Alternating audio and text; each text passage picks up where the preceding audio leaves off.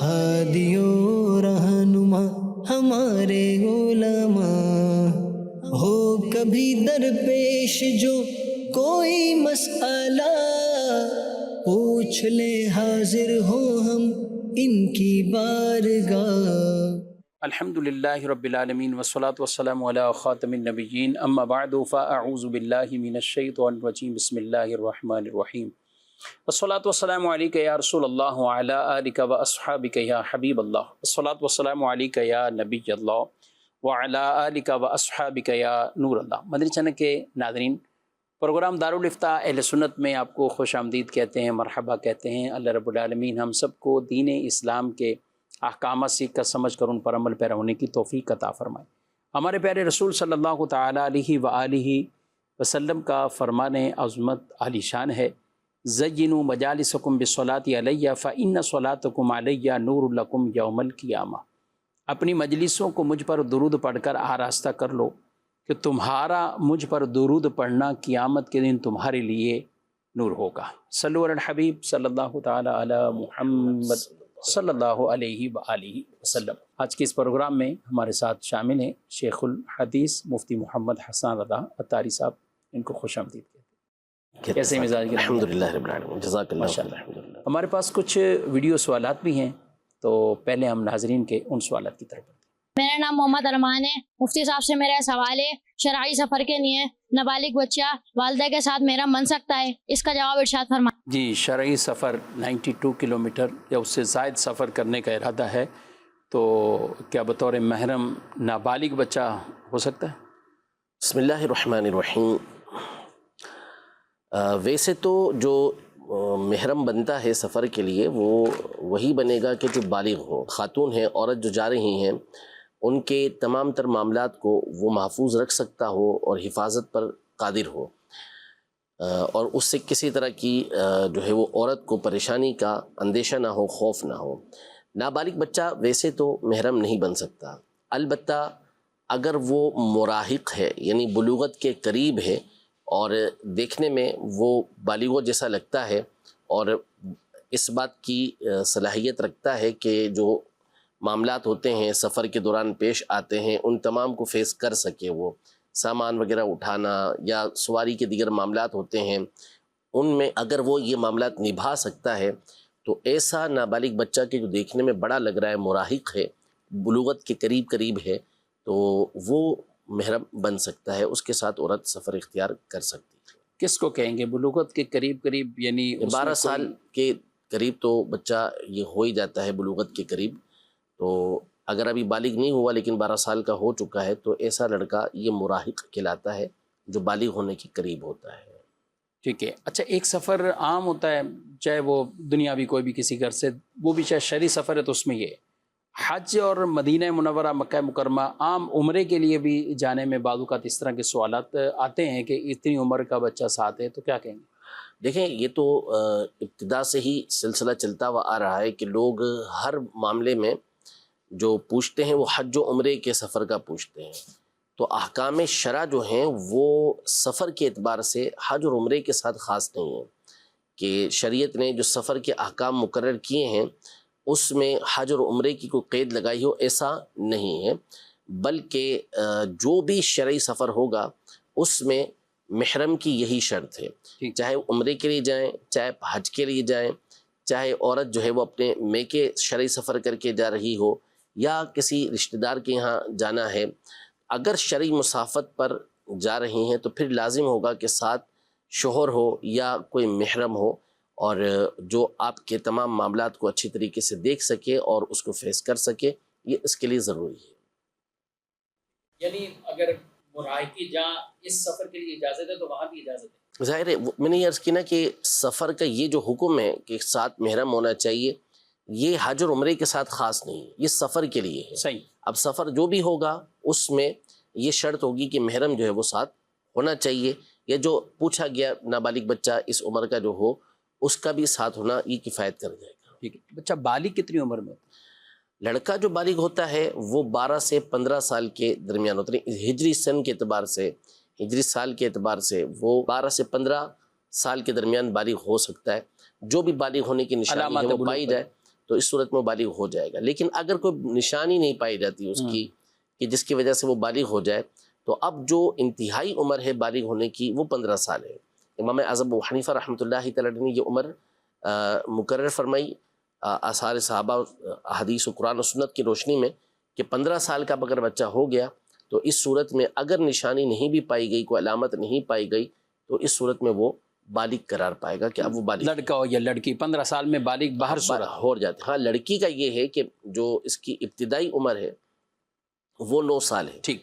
لڑکا 12 سال سے پہلے بالغ نہیں ہو سکتا. صحیح. لڑکی جو ہے وہ 12 سال سے پہلے بالغ ہو سکتی. اس کی 9 سال عمر رکھی گئی کہ 9 سے 15 کے درمیان وہ کسی وقت بھی بالغہ ہو سکتی ہے. یعنی عمر شروع ہونے میں یہ فرق ہے، لیکن 15 میں یہ اتفاق ہے. جی، یہ برابر ہے دونوں میں.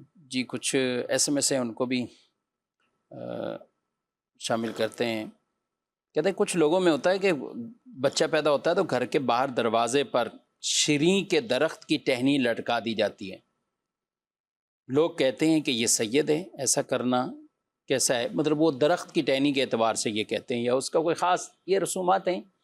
اور ان میں سے بطور خاص ناظرین بھی، یعنی کراچی میں تو یا بڑے شہروں میں تو ایسا نہیں، لیکن گاؤں دیہات میں یا چھوٹے شہروں میں پنجاب کے ابھی بھی جو درخت ہے، ایک شیریں کا درخت کہلایا جاتا ہے، تو بچہ اگر بیٹا پیدا ہوتا ہے تو کچھ دنوں تک وہ باہر آ کر باقاعدہ باندھتے ہیں، یا بہنیں آ کے باندھتی ہیں، تو وہ گھر سے کوئی سوٹ، مٹھائی، گفٹ وصول کرتی ہیں. یعنی ایک رسم ہے، اور یہ بھی باقاعدہ تعین ہے کہ کس نے باندھنی. جیسے ہمارے ہاں مختلف چیزوں میں رسومات کے طور پر ہے کہ یہ فرائض کس نے ادا کرنے ہیں. دولہے کے ساتھ چھوٹا دولہا یہ کون بنے گا، بعض کا چھوٹا دولہا بھتیجا، بھانجا، یا اس طرح. تو جیسے اس کے حوالے سے طے شدہ کئیوں کے یہاں اصول ہیں، تو یہ بھی اس میں باندھ رہے. تو درخت کی ایک ٹہنی باندھتے ہیں، کیا کہتے ہیں اس کو؟ دیکھیں، اگر تو بدشگونی نہیں ہے، نمبر 1 یہ، اور نمبر 2 یہ کہ اس کو کوئی فرض و واجب نہیں سمجھتا. نمبر 3 یہ کہ اس میں کوئی ایسی خرافات نہیں ہیں کہ جو خلاف شرع ہوں. تو پھر اس صورت میں تو اس طرح کے جو ٹوٹکے ہوتے ہیں، اس طرح کی جو رسومات ہوتی ہیں، شریعت مطہرہ اس سے منع نہیں کرتی. یعنی خوشی کا اظہار ہے اس کے اندر، اور کوئی خلاف شرع کام اس میں نہیں کیا جاتا، بدشگونی اس میں نہیں لی جاتی، تو ایسا کرنے میں کوئی حرج نہیں ہے. لیکن عمومی طور پر ایسی جو چیزیں ہوتی ہیں، بالخصوص جو گاؤں دیہات کی آپ نے بات کی ہے، تو اس میں عام طور پہ یا تو یہ ہوتا ہے کہ اس کو فرض و واجب سمجھتے ہیں کہ اگر تو کوئی نہیں کرے گا تو پھر اس صورت میں اس کے اوپر تہمتیں لگاتے ہیں. اگر تو ایسا ہے تو پھر ٹھیک ہے. میں نے تو پہلی مرتبہ یہ چیز سنی ہے جو آپ بیان کر رہے ہیں. اگر ایسا ہو تو پھر اس سے منع کیا جا سکتا ہے. لیکن اگر ایسا نہیں ہوتا اور جو ہے نا وہ اپنی خوشی کے ساتھ یہ باندھتی ہیں، اور جو جس کے یہاں ولادت ہوئی ہے ان میں سے کوئی اس کو سوٹ وغیرہ دے دیتا ہے، اور کوئی یہ نامحرم نہیں ہوتی، ٹھیک، دینے والا نامحرم نہیں ہوتا اس کے لیے، تو یہ دے رہا ہے اور خوشی کے ساتھ دے رہا ہے، یہ مجبور ہو کر نہیں دے رہا، تو پھر اس کے اندر حرج نہیں ہے. یعنی پھر ایک عام رسومات کی طرح ہوگا. جی بالکل، کہ جس میں گناہ کا کام شامل نہیں ہے تو وہ جائز کے حکم میں، مباح کے حکم میں ہو. جی مزید سوال. تو سوال میرا یہ ہے کہ جو ہے نا جب سامی اللہ لمن حامدہ نہیں کہتے ہیں نماز میں، تو مجھے ایک بندے نے بتایا ہے کہ اس میں کہنا ہے کہ حمدن کثیرن طیبن مبارکن، اس کے بعد کہنا ربنا لک الحمد، یہ جائز ہے یا اس کا کیا ہے؟ مبارکن فیہ، یعنی اور ربنا لک الحمد شروع میں یہ ایک روایت میں بھی ہے. کیا فرماتے ہیں اس طرح؟ دیکھیں، نبی پاک صلی اللہ علیہ وسلم کی اس میں مختلف روایت موجود ہیں. جو قولی حدیث ہے اس میں تو یہ فرمائے کہ اذا قال الامام سمع اللہ لمن حمدہ قولوا ربنا ولک الحمد، کہ جب امام کہے سمع اللہ لمن حمدہ تو کہو ربنا ولک الحمد. لہذا جو مشہور الفاظ ہیں وہ یہ ہیں. البتہ ایک صحابی رضی اللہ تعالیٰ عنہ نے، صحیح بخاری شریف کے اندر یہ موجود ہے کہ جب انہوں نے نبی پاک صلی اللہ علیہ وسلم کے پیچھے یہ الفاظ کہے ربنا لک الحمد حمدا کثیرا طیبا مبارکا فیہ، تو نبی پاک صلی اللہ علیہ وسلم نے بعد نماز پوچھا کہ کس نے الفاظ کہے تھے، تو 2-3 مرتبہ پوچھنے کے بعد انہوں نے کہا کہ میں نے یہ الفاظ کہے تھے. تو حضور پاک صلی اللہ علیہ وسلم نے فرمایا کہ میں نے 30 سے زیادہ فرشتوں کو دیکھا کہ وہ ان الفاظ کی طرف لپک رہے ہیں کہ کون پہلے اس کو لکھتا ہے، لکھنے میں. سبحان اللہ. اور علماء نے فرمایا کہ 34 فرشتے ہیں، اس لیے کہ یہ جو الفاظ ہیں ربنا لک الحمد حمدا کثیرا طیبا مبارکا فیہ، اس میں 34 الفاظ ہیں. تو وہ 34 فرشتے ہیں، ہاں حروف ہیں، تو وہ جو ہے وہ اسے لکھنے کے لیے آگے بڑھے. اچھا یہ حدیث پاک ہے، لیکن دوسری جو جامع ترمذی کے اندر اس کی صراحت ہے وہ یہ ہے کہ انہوں نے یہ الفاظ اس وقت کہے تھے جب ان کو چھینک آئی تھی. چھینک پر انہوں نے یہ الفاظ کہے تھے، اور اس میں کچھ اور الفاظ کا بھی اضافہ ہے. تو نبی پاک صلی اللہ علیہ وسلم نے اس پر بھی اسی فضیلت کو بیان فرمایا تھا. تو اصل یہ ہے کہ قولی حدیث کے اندر یہ ارشاد فرمایا گیا کہ جب امام کہے سمیع اللہ لمن حمیدہ تو تم کہو ربنا ولک الحمد. یہ الفاظ کہنا جائز ہے، صحیح. جو آگے بیان ہوئے ربنا ولک الحمد حمدا کثیرا طیبا مبارکا فی، یہ کہنا بالکل ٹھیک ہے. ظاہر نبی پاک صلی اللہ علیہ وسلم نے اس پر فضیلت بیان فرمائی ہے. لیکن جو دیگر احادیث طیبہ ہیں اس میں حضور پاک صلی اللہ علیہ وسلم نے ربنا ولک الحمد پڑھنے کا حکم ارشاد فرمایا، تو زیادہ بہتر وہ الفاظ پڑھنا ہے. اور یہ جو الفاظ ہیں چونکہ وہاں یہ فرمایا کہ جب امام سمیع اللہ لمن حمیدہ کہے تو تم یہ الفاظ کہو، اور یہ الفاظ جو عمومی طور پر پڑھے جاتے ہیں، اور نبی پاک صلی اللہ علیہ وسلم کا جو عام معمول تھا وہ یہ تھا ربنا ولک الحمد پڑھنے کا. یعنی جب آپ الگ پڑھتے تھے تو یہ الفاظ پڑھتے تھے، اور حکم بھی ہمیں اس بات کا دیا گیا کہ ہم نے امام کے پیچھے یہ پڑھنا ہے. تو بہتر یہ ہے کہ یہ والے جو الفاظ ہیں، زیادتی والے الفاظ جس میں الفاظ زیادہ ہیں، وہ نفل کے اندر پڑھے جائیں، یا تنہا جب بندہ پڑھ رہا ہو تو اس وقت پڑھے. امام کے پیچھے پڑھ رہا ہے تو جو نبی پاک صلی اللہ علیہ وسلم نے حکم ارشاد فرمایا اس کے مطابق پڑھے. اچھا اس میں یہ بھی ہے کہ اگر امام نے بعض امام تو اتنا سپیس دیتے ہیں، اور بعض کا ظاہر ہے کہ امام نے جب سمیع اللہ لمن حمیدہ کہا تو امام فوراً پھر اس کے بعد ٹھہرتے بھی نہیں ہیں، اور ٹھہرنا بھی نہیں چاہیے، اتنا تاخیر نہیں کرنا جب ڈائریکٹ تکبیر کہہ گئے. تو کوئی اگر فرض میں بھی پڑھتا ہے اور یہاں یہ ٹکراؤ آتا ہے کہ وہ تو تکبیر کہہ کے سجدے میں چلے گئے، تو یہ جائز ہوگا؟ نہیں، پھر تو فوری جانا ہوگا. اگر ربنا ولک الحمد نہیں بھی کہا، تاخیر ہو گئی، کسی کو چھینک آ گئی، کسی کو کھانسی آ گئی جس کی وجہ سے وہ نہیں کہہ پایا، تو وہ امام کے پیچھے سجدے میں جائے گا. کیونکہ امام کی پیروی کا صحیح حدیثوں کے اندر حکم ہے کہ جیسا جیسا امام کرتا جائے ہمیں اس کے پیچھے افعال ادا کرنے ہیں. انما جعل الامام لیؤتم بہ، امام بنایا ہی اس لیے جاتا ہے کہ اس کی پیروی کی جائے. تو وہاں ہم تاخیر نہیں کریں گے بلکہ امام کے پیچھے سجدے کے اندر چلے جائیں گے. ٹھیک. سوال ہے کہ اگر 52 کلومیٹر کوئی دور میکے گھر گئے تو کیا نماز قصر ہوگی؟ میری ایک بہن درس نامی کر رہی ہے، کچھ اور انہوں نے اسی طرح پوچھا تھا، کہا کہ اگر 15 دن سے کم رہنا ہے تو قصر ہے، اور اگر نہیں ہے 15 دن نہیں ہے تو قصر نہیں ہے. لیکن اب کہا گیا کہ جتنے دن بھی رہنا ہے نماز پوری پڑھو. میکے جانے کے حوالے سے انہوں نے کچھ میسج لکھا لیکن ادھورا سا ہے، پوری بات نہیں. میکے کا مسئلہ نہیں ہے، تو 52 کلومیٹر ہاں بولا 52 ہے، لیکن وہ لکھنے میں شاید یہ ہے کتنی وضاحت ضروری، وہی 92 کلومیٹر، 92 کلومیٹر ہے. تو اگر 92 کلومیٹر دور کوئی شخص جاتا ہے، 92 کلومیٹر دور جاتا ہے یا اس سے زیادہ دور جا رہا ہے، تو اب جب اپنے شہر سے نکلا اور جہاں اس نے جانا ہے وہ 92 کلومیٹر کا فاصلہ ہے، تو راستے میں اس نے قصر کرنی ہے.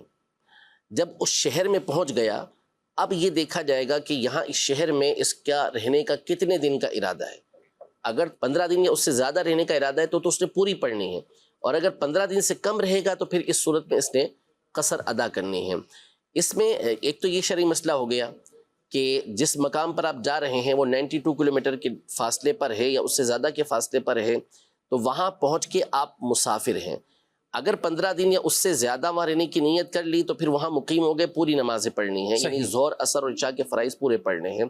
اور اگر آپ کا 15 دن سے کم وہاں رہنے کا ارادہ ہے تو پھر اس صورت میں آپ نے قصر ادا کرنی ہے.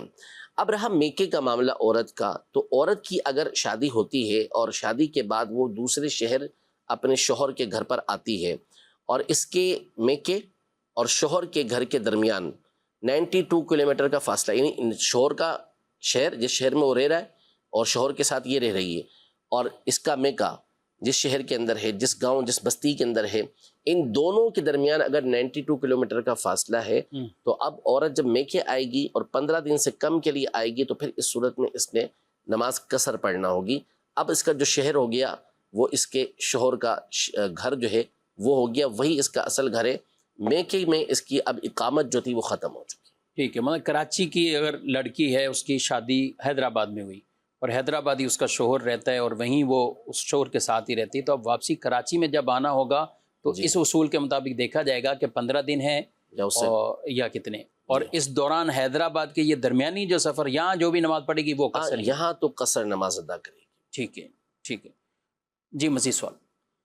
میرا مفتی حسان صاحب سے یہ سوال عرض ہے کہ سجدے کی حالت میں اگر کسی کی پاؤں کی 3 انگلیوں کے پیٹ نہ لگیں، صرف انگلیاں ٹچ ہوں، تو کیا اس کا سجدہ ہو جائے گا؟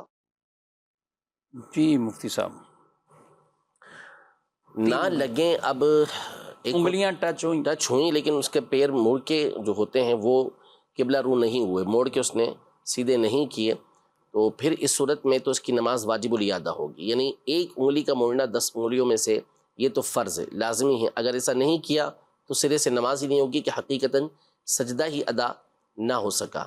اور اگر دونوں پاؤں کی اکثر انگلیاں، جس کو آپ کہہ لیں کہ دونوں میں 3 انگلیاں، یہ مڑ کر اگر قبلہ رو نہ ہوئی تو پھر اس صورت میں نماز واجب الادا ہوگی، دوبارہ پڑھنا ہوگی۔ اور 5 انگلیاں یعنی 10 کی 10 انگلیاں یہ مڑ کر قبلہ رو ہو جائیں، یہ سنت مبارکہ ہے۔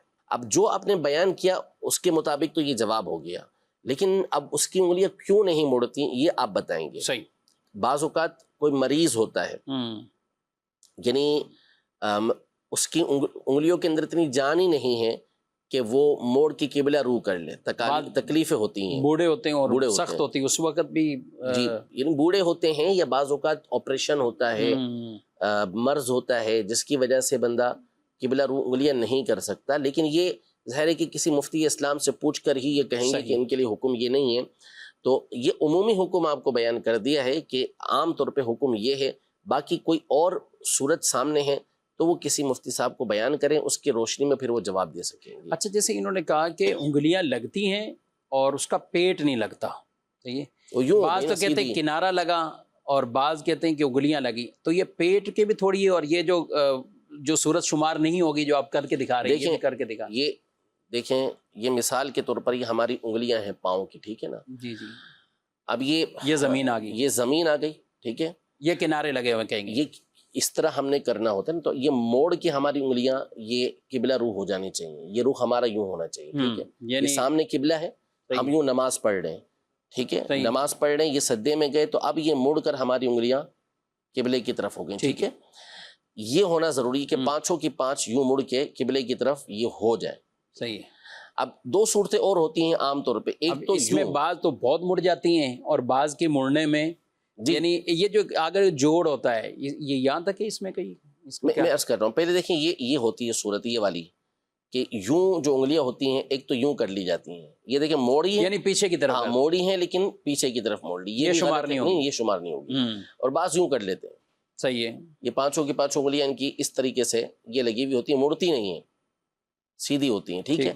یہ بھی غلط ہے، یہ دونوں صورتیں غلط ہیں، اس طریقے سے سجدہ ادا نہیں ہوگا۔ اور بعض یوں بالکل معمولی سے یوں کر لیتے ہیں، تو یہ بھی نہیں، بلکہ موڑ کے سیدھا آپ کا یہ قبلے کی طرف رخ ہونا چاہیے، اس سے پھر آپ کی جو سجدہ ہے اس کا فرض، واجب اور سنت یہ ادا ہوگا۔ پھر اس میں اور بھی بعض اوقات صورتیں ہوتی ہیں کہ 4 انگلیاں تو عام طور پہ موڑ لیتے ہیں، موڑنے والے بھی 4 انگلیاں موڑ لیتے ہیں، یہ جو چھوٹی انگلی ہوتی ہے نا آخری والی، اس کو مشکل، یہ بعض اوقات نہیں ملتی، بڑے بڑوں سے نہیں مڑتی، واجب ادا ہو جاتا ہے، واجب ادا ہو جاتا ہے۔ اس کی وجہ بھی یہ ہوتی ہے کہ اصل میں بعض اوقات یہ انگلی توجہ میں نہیں رہ رہی، توجہ میں بھی رہتی اور چھوٹی بھی ہوتی ہے، یعنی بہت سو کے اس کو موڑنے کے لیے آپ کو خصوصی توجہ چاہیے، توجہ کرنا ہوگی، پریکٹس بھی کرنا ہوگی۔ اور بعض کا تو ہو سکتا ہے کہ بعض کو کیا اس کو موڑیں گے تو پیر کی ضروری نہیں کہ وہ آپ کا سیدھا ہی رہے، اس کو تھوڑا سا اس کو بھی اس میں بھی لچک پیدا کرنی، پریکٹس کرنا پڑے گی، جب آپ مشق کریں گے، پریکٹس کریں گے تو ہو جائے گا، کرنے سے سب کچھ ہو جاتا ہے، سیکھنے سے سب کچھ ہو جاتا ہے۔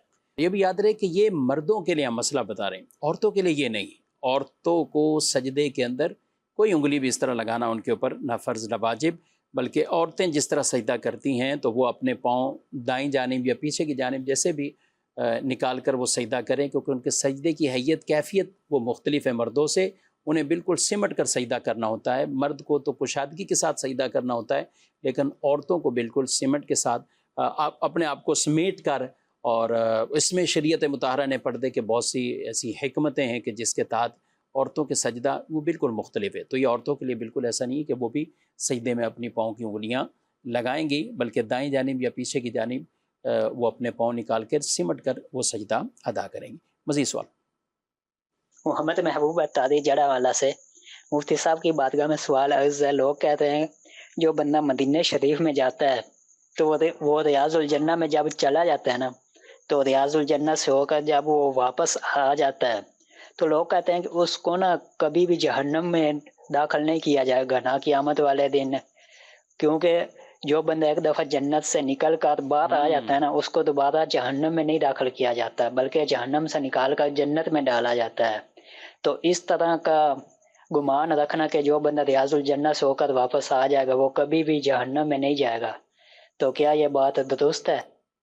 جس نے دیکھنی ہو جنت وہ مدینہ دیکھا ہے، تو کیا کہیں گے ریاض الجنہ میں وہ جنت کا میں اس ٹکڑا کا تو معنی ہے؟ بتاتا ہوں، حدیث کا جو مطلب ہے وہ تو انشاءاللہ عرض کرتا ہوں، جی لیکن مسئلہ یہ ہے کہ جنت میں داخل ہونے کے بعد جنت سے نکالا ہی نہیں جائے گا، تو پھر ان کو چاہیے وہ ریاض الجنہ میں بیٹھ جائیں اور باہر نہ نکلے بھائی، اگر یہ معنی بیان کرنا ہے تو۔ مسئلہ یہ ہے کہ جیسا کہ نبی پاک صلی اللہ علیہ وسلم نے ارشاد فرمایا کہ ما بین بیتی و منبری روضۃ من ریاض الجنہ، کہ میرے گھر اور میرے منبر کے مابین کی جو جگہ ہے وہ جنت کے باغات میں سے ایک باغ ہے۔ یعنی روضۃ من ریاض الجنہ اصل تو روضہ ہے، جس کو ہمارے یہاں عرف عام میں ریاض الجنہ کہتے ہیں، ٹھیک ہے کوئی مسئلہ نہیں ہے۔ یہ جو ارشاد فرمایا نبی پاک صلی اللہ علیہ وسلم نے کہ یہ جنت کے ٹکڑوں میں سے ایک ٹکڑا ہے، اس کے علماء نے مختلف معنی بیان کیے ہیں کہ کیا مطلب ہے اس کا۔ جو مشہور اور معروف معنی ہے وہ یہ ہے کہ اس مقام پر جو بندہ آتا ہے اور اسے اللہ پاک نفل پڑھنے کی توفیق عطا فرماتا ہے تو اب اس کے لیے اس بات کی امید ہو جاتی ہے، قوی امید ہو جاتی ہے کہ وہ جنت کے اندر داخل ہوگا۔ یعنی ویسے تو اگر ایمان سلامت لے کے گیا تو یہ تو انشاءاللہ جنت میں داخل ہونا ہی ہونا ہے، جو بالآخر ٹھکانہ ہے، لیکن اعمال ہوتے ہیں ایسے کہ جن کی وجہ سے جنت میں داخلے کی امید بڑھ جاتی ہے، تو ان میں سے ایک عمل یہ ہے کہ بندہ ریاض الجنہ کے اندر نماز پڑھنے کی سعادت حاصل کر لے۔ ایک معنی اس کا یہ ہے۔ ایک معنی اس کا یہ ہے کہ یہ اتنا حصہ جو ہے قیامت کے دن اللہ تبارک و تعالیٰ اس کو ویسے ہی جنت کے اندر اتنے حصے کو داخل فرما دے گا، یعنی گویا کہ یہ جنت میں داخل ہونے والی جگہ ہے۔ جیسا کہ استوانہ حنانہ جو تھا، یعنی وہ درخت کا تنا جو نبی پاک صلی اللہ علیہ وسلم کی یاد کے اندر رویا تھا، اب وہ تھا تو دنیا کے اندر، لیکن قیامت کے دن کیا ہوگا کہ اس کو جنت کے اندر لگا دیا جائے گا۔ اسی طرح یہ والا حصہ اٹھا کے اور جیسے دیگر چیزیں ہیں بعض جن کو جنت کے اندر داخل کر دیا جائے گا، تو ان میں سے ایک یہ ریاض الجنہ کا جو حصہ ہوگا اس کو جنت کے اندر داخل کیا جائے گا، جیسے کہ بعض دیگر روایتوں کے اندر کہ تمام مساجد کو جنت میں داخل کیا جائے گا۔ تیسرا اس کا معنی یہ بیان کیا ہے کہ جس طرح حجر اسود جنت سے اتارے گئے، اسی طرح اتنا حصہ جو ہے یہ جنت سے اتارا گیا ہے، یہ بھی اس کا ایک معنی یہ بیان کیا گیا ہے۔ لیکن بہر صورت اس کا یہ کوئی معنی نہیں ہے کہ جو اندر گیا وہ قطعی جنتی ہو گیا۔ امید رکھنی چاہیے، نیک اعمال جو ہوتے ہیں اس کے ذریعے سے امیدیں بڑھ جاتی ہیں کہ یہ تعلق جو ہے اور یہ جو نیک عمل ہے یہ مومن کے لیے ایک بشارت ہے، خوشخبری ہے۔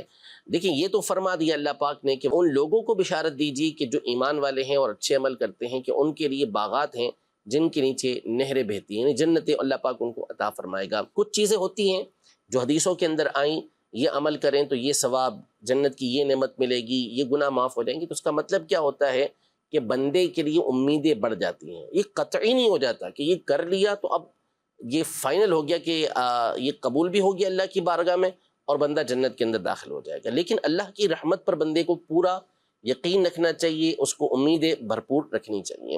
اسی کو آپ اس پر بھی لے لیں کہ یہ جو ہم کہتے ہیں نا کہ اسلاف سے، بزرگان دین سے، صالحین سے جو ربط ہو جاتا ہے، ان کے ساتھ جو تعلق ہو جاتا ہے، اس بنیاد پر امیدیں بڑھ جاتی ہیں۔ غوث پاک رحمۃ اللہ تعالیٰ علیہ سے تعلق ہو گیا، ان کے سلسلے میں داخل ہو گئے، ان کے مریدوں میں داخل ہو گئے، تو اب توبہ کی امیدیں بڑھ گئیں۔ ویسے بھی اللہ کی رحمت پر امید تھی، لیکن اب اس کی بنیاد پر اور بندے کے اندر امیدوں کا اضافہ ہو جاتا ہے۔ یہ اصل چیز ہوتی ہے جو مقصود ہوتی ہے۔ تو یہ ریاض الجنہ کے اندر جو داخل ہونا ہے، اس کا یہ معنی بنتا ہے کہ اب رحمت الہی انشاءاللہ اور زیادہ بندے کو حاصل ہوگی۔ ماشاءاللہ۔ اس میں یہ بھی کہہ سکتے کئی روایات میں جیسے پڑھنے پر جنت کی بشارت، تو فلاں کام کرنے پر جنت کی بشارت ہے، تو وہ بھی رسول اللہ صلی اللہ علیہ وسلم نے فرمایا، حدیث میں ہے۔ تو یعنی جو ایک کلمہ پڑھ لے، دیگر چیز جن چیزوں پہ بھی جنت کی بشارت ہے، تو وہاں پہ بھی ہم یہی کہیں گے خاص طور پہ. بالکل یہی ہے اصل میں. دیکھیں ایک تو اس میں قطعی چیز ہوتی ہے کہ یقینی، وہ تو نبی کے بتائے سے ہوتی ہے کہ نبی پاک صلی اللہ علیہ وسلم نے جس کے بارے میں فرما دیا. یہ قرآن کی آیت ہے جس کے ذریعے سے ہمیں چیز حاصل ہوئی کہ قطعی طور پر اس کی بخشش ہو گئی، اس کی مغفرت ہو گئی. وہ ایک الگ چیز ہوتی ہے. لیکن جو اعمال ہوتے ہیں، اول تو دیکھیں ہمیں معلوم نہیں کہ ہمارا یہ عمل اللہ کی بارگاہ میں قبول ہوا یا نہیں ہوا. تو اللہ کی بارگاہ میں قبول ہوا تو ہم یقیناً اللہ پاک نے اور اس کے حبیب صلی اللہ علیہ وسلم نے جس بات کا وعدہ فرمایا ہے، اللہ پاک اپنے وعدے کے خلاف نہیں کرتا. صحیح. اور ظاہر ہے کہ اللہ پاک کے حبیب صلی اللہ علیہ وسلم بھی اپنے وعدے کے خلاف نہیں کرتے. تو جو وعدہ فرمایا وہ پورا فرمائیں گے. لیکن اصل یہ ہے کہ ہمیں تو اس کی قبولیت کے بارے میں معلوم ہی نہیں ہے. تو اس لیے میں نے کہا کہ اللہ کی رحمت پر امید رکھنی چاہیے کہ اللہ پاک یہ عمل قبول بھی فرمائے گا، اور اس پر جو ثواب اس نے مقرر کیا ہے اللہ تبارک و تعالیٰ وہ ثواب ہمیں عطا فرمائے گا. لیکن وہی ایک ہوتا ہے قطعی طور پر کہ یہ کنفرم ہے. جیسے مثال کے طور پر عشرہ مبشرہ کے لیے فرمایا کہ یہ سب جنتی ہیں، حسنین کریمین کے لیے فرمایا یہاں تو یہ تعین ہے کہ یہ جنتی ہیں. تو اب یقینی قطعی بات ہے کہ یہ حضرات جنت کے اندر انہوں نے داخل ہونا ہی ہونا ہے. اسی طرح احادیث طیبہ سے جو مفہوم بیان ہوتا ہے وہ یہی ہے، قرآن و سنت سے یہ واضح ہے کہ جو ایمان سلامت لے کے گیا بالآخر اس کا ٹھکانہ جنت ہے، اس نے جنت کے اندر داخل ہونا ہے. لیکن اب ہم میں سے کون ایمان سلامت لے کر گیا؟ اللہ پاک سب کے ایمان کو سلامت رکھے. کون سلامت لے کے جائے گا؟ جو عمل ہم کر رہے ہیں وہ اس اخلاص اور للہیت کے ساتھ کر رہے ہیں، جیسا عمل کرنا چاہیے ویسا کر رہے ہیں، یہ ہمیں معلوم نہیں. ہاں امید، اور یہ نہیں کہیں گے کہ معلوم نہیں تو ہم چھوڑ دیں عمل کرنا، نہیں، عمل ہم نے کرنا ہے. اللہ کی رحمت پر امید رکھنی ہے کہ وہ قبول فرمائے گا اور اس پر ثواب وہ ہمیں عطا فرمائے گا. لیکن اس طرح کی مفاہیم جو اب جیسے انہوں نے بھائی نے سوال کیا، یہ مفہوم اپنے ذہن کے اندر رکھنا درست نہیں ہے. اور پھر آخری بات میں چلیں، گفتگو ہو گئی، طویل ہو گئی گفتگو، تو میں یہ عرض کرتا چلوں کہ اس طرح کی باتیں جو نا اپنے ذہن سے اختراع نہیں کرنی چاہیے، نکالنی نہیں چاہیے اس طرح کی خود ہی باتیں، تشریحات کرنے لگ تو جائیں. نتیجہ اس کے خراب نکلتا ہے. بالکل بالکل. اور ایسے ایسے معنی بعض اوقات نکل آتے ہیں کہ جو شریعت کے مفاہیم کے، شریعت کے جو مقاصد ہوتے ہیں اور احکام شرعیہ جو ہوتے ہیں ان کے بالکل مخالف ہوتے ہیں. تو اس لیے اپنے طور پر کبھی بھی یہ باتیں بیان نہیں کرنی چاہیے. جو میں نے آپ کے سامنے شرح بیان کی ہے یہ میں نے اپنے طور پہ نہیں بیان کی، یہ ساری اسلاف نے کی ہوئی ہیں، اور یہ بخاری شریف کی حدیث پاک ہے. بخاری شریف کی شروحات کے اندر یہ معنی بیان کیے گئے ہیں. سوال ایک آیا ہے کہ نماز کی کتاب میں تو ہم نے پڑھا ہے لک الحمد، اور آپ ولک الحمد پڑھ رہے ہیں. جی، تو ہم لک الحمد پڑھتے ہیں تو صحیح کیا ہے؟ اس میں 4 طرح کے الفاظ منقول ہیں. ایک ربنا لک الحمد، دوسرا ربنا ولک الحمد، تیسرا اللہم ربنا لک الحمد، اور چوتھا اللہم ربنا ولک الحمد. تو جو سب سے بہتر ہے وہ اللہم ربنا ولک الحمد پڑھنا ہے، ٹھیک، کہ یہ پڑھا جائے، یہ سب سے بہتر ہے. تو یہ مختلف الفاظ جو ہیں وہ روایتوں کے اندر آئے ہیں. تو فقہاء احناف نے پھر یہ 4 الفاظ اپنی کتب کے اندر ذکر کیے ہیں. ٹھیک. مزید سوال. میرا نام تمجید احمد اتاری ہے. مفتی صاحب سے میرا سوال یہ ہے، شوہر کے انتقال کے بعد بیوی شوہر کا چہرہ دیکھ سکتی ہے؟ جواب عنایت فرمائیں. جی جی، کافی دفعہ سوال یہ شامل ہوا ہے لیکن پھر بھی رہتا رہو. جی، بیوی جو ہے وہ شوہر کا چہرہ دیکھے، اس میں تو کوئی حرج ہی نہیں ہے. ٹھیک. کیونکہ انتقال کی بنیاد پر ان کا فوری رشتہ ختم نہیں ہوتا، یعنی شوہر کے انتقال کی بنیاد پر یہ رشتہ زوجیت فوری ختم نہیں ہوتا، ابھی عدت باقی ہوتی ہے. اور عدت جو ہے یہ اس جو رشتہ ہے زوجیت ہے، اس کے احکام جو ہے وہ باقی رہتے ہیں. جب بھی عدت گزار رہی ہوتی ہے عورت، اس کا کہیں اور نکاح نہیں ہو سکتا جب تک عدت پوری نہ ہو.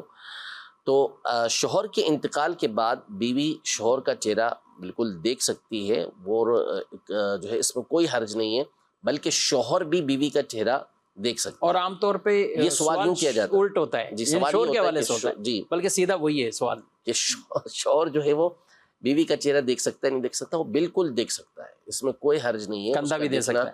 کندھا تو جب غیر دوسرے مرد دے سکتے ہیں تو اس نے کیا قصور کیا؟ ہاں، اس کو ہٹا دیتے ہیں، بقیہ سب دے رہے ہیں. اب پتہ نہیں ہٹاتے نہیں ہٹاتے. اب یہ یعنی ایک لوگوں میں جو ہے کہ بس بالکل سائڈ پہ ہو چلتا جاؤ. ہوا آ رہا ہے کہ شوہر جو ہے وہ کندھا نہیں دے سکتا. شوہر بالکل کندھا دے سکتا ہے، شوہر اسے دیکھ بھی سکتا ہے. ہاں، اسے بلا حائل چھو نہیں سکتا. ٹھیک، یعنی اس کو ٹچ کرنا چاہے تو ٹچ کرنے کی اس کو بغیر کپڑے کی اجازت نہیں ہے. اس سے حکم ہوگا، اس کو حکم ہوگا کہ وہ اس سے بچے. تو ان چیزوں کی کوئی اصل نہیں ہے کہ شوہر بیوی کا چہرہ نہیں دیکھ سکتا. جب دوسرے دیکھ سکتے ہیں تو وہ بھی دیکھ سکتا ہے. بلکہ دوسروں کو تو ہو سکتا ہے بعض صورتوں میں منع کیا جائے گا. صحیح. بعض اندیشے ہوتے ہیں جس کی بنیاد پر ان سے منع کیا جائے گا, شوہر کو منع نہیں کیا جائے گا. صحیح. خاتون کا انتقال ہو تو اس کو قبر میں اتارنے کے لیے بھی کن لوگوں کا انتخاب ہونا چاہیے؟ سب سے کون لوگ بہتر تو اتاریں؟ یہی کہ اس کے محارم ہوں. صحیح.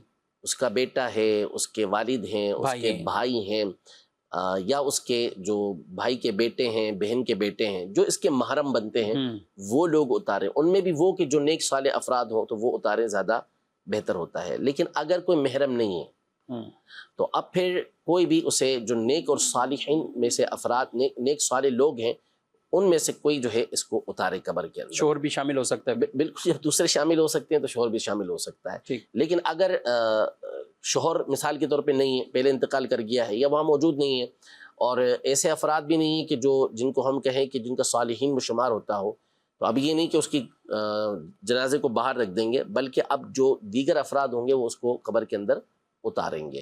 تو یہ ترتیب ہے کہ بہتر ہے کہ ضروری ہے کہ محارم ہو تو وہی اتاریں, محارم نہیں تو پھر نیک صالح افراد میں جو افراد ہوتے ہیں وہ اسے اتار سکتے ہیں, وہ بھی نہیں تو پھر کوئی بھی مسلمان اسے قبر کے اندر اتار سکتا ہے. اچھا, میت جب خاتون کی ہوتی ہے اور قبر میں اتارنا یہ بھی ایک کام ہے پورا, تو عموماً ہمارے یہاں قبر کی تیاری ہو رہی ہے اور اس کے قریب لوگوں کا پورا ایک افراد کھڑے ہوتے ہیں. تو جمگٹا اب ہونا کیا چاہیے, ایسے صورت میں کیا ہونا چاہیے؟ مطلب بڑی آزمائش کن مراحل ہیں یہ, اور سب دیکھتے بھی مانتے بھی نہیں ہیں لوگ. بالکل. اور اس کو سمجھتے بھی نہیں ہے شاید کوئی. ویسے زندگی کے اندر جو ہے وہ اس کی اولاد سے کبھی پوچھا نہیں ہوتا, اور بات چیت بیماری میں بھی نہیں آتے. اب جو ہے وہ دوسرے لفظوں میں کہا جائے تو سارے چودھری بنے ہوئے ہوتے ہیں, اور سارے کے سارے جو ہے وہ ایکسپرٹ بنے ہوئے ہوتے ہیں. جیسے یہ ہیں گورکن قبروں کا, جن سے زیادہ تو جو ہے نا وہ تجربہ ہی کسی کو نہیں ہے. یوں کر لو, یوں کر لو, یوں کر لو, وہ کر لو, ایسے کر لو, اور یہ ہوگا اور یوں ہوگا. نہ کرے نا, جب آپ کو پتہ ہی نہیں ہے. نمبر ایک یہ, تو جس کا کرنے کا کام ہے اسے کرنے دیں. اول تو دیکھیں ہمارے یہاں تو جو نا وہ بیڑا ہی غرق ہے ایک طرح سے. جو معاملات ہیں وہ یہ ہیں کہ قبروں کے اوپر پاؤں رکھ کے کھڑے ہوتے ہیں, بیٹھے ہوئے ہوتے ہیں, اور جھمگٹا ایک لگا ہوا ہوتا ہے. حالانکہ جو قبر میں دفنانے کے لیے جن افراد کا ہونا ضروری ہے وہ قریب رہیں, باقی قبر کے اوپر چڑھنے کی تو ویسے ہی اجازت نہیں ہے, آپ دور کھڑے رہیں. اصل میں اب آپ کی یہ باتیں میت کو اس کی ضرورت نہیں ہے کہ آپ کوئی میت خوش ہو رہی ہو آپ کو دیکھ کے کہ ہاں کس طریقے سے میری قبر کو سیٹ کروایا جا رہا ہے اور کس طریقے سے مجھے قبر کے اندر اتارنے کے لیے اہتمام کیا جا رہا ہے, اس کو کتنی فکر ہے میری. میت کے سامنے اب آپ کا سارا معاملہ کھل چکا ہے. تو یہ نہیں, میت کو اب جو چیز ضرورت ہے وہ یہ ہے کہ آپ اس کے لیے ایصال ثواب کریں, وہ اسی چیز کی محتاج ہے. تو آپ تھوڑا سائڈ پہ کھڑے ہو جائیں, جو کرنے جن کا کام ہے ان کو کرنے دیں, اور آپ اس کے لیے کلمہ شریف پڑھتے رہیں, درود شریف پڑھتے رہیں, اس کو ایصال ثواب کرتے رہیں.